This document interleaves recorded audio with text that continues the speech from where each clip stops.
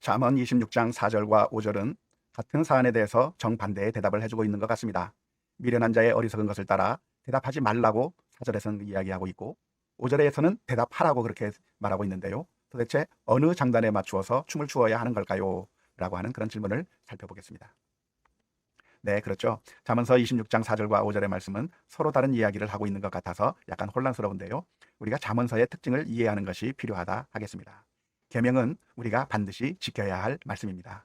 예를 들어서 살인하지 말라, 도둑질하지 말라 이런 말씀과 같은 것은 언제나 어떤 상황에서든지 우리가 반드시 지켜야 하는 하나님의 계명이라고 이해할 수 있겠습니다.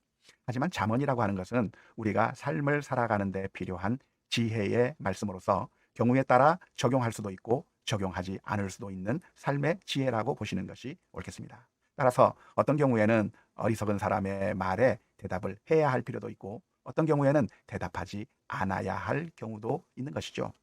잠언서의 말씀은 어리석은 말에 대답하거나 대답하지 않을 때 어떤 위험이 있는가를 알고 케이스 바이 케이스로 상황에 따라서 그때그때 지혜롭게 대답해야 할 필요성을 알려주는 것이라 하겠습니다.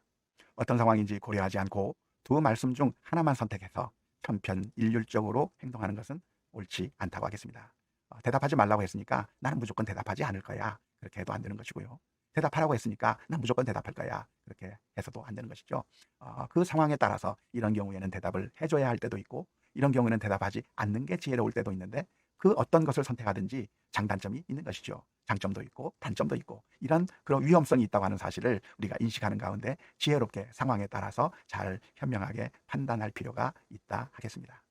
전도서 3장 1절에서 8절 말씀에 보면 천하 만사가 다 때가 있다고 가르쳐 주고 있는데요. 울 때가 있는가 하면 웃을 때도 있고 전쟁할 때가 있는가 하면 평화할 때가 있다고 가르쳐 주고 있습니다. 따라서 우리가 대답할 때가 있고 대답하지 않는 게 지혜로울 때가 있는 것이죠. 따라서 그것은 우리가 상황에 따라서 잘 판단해야 할 것이라고 생각이 듭니다. 여러분들의 질문을 환영합니다. 언제든지 질문해 주시면 대답해 드리겠습니다.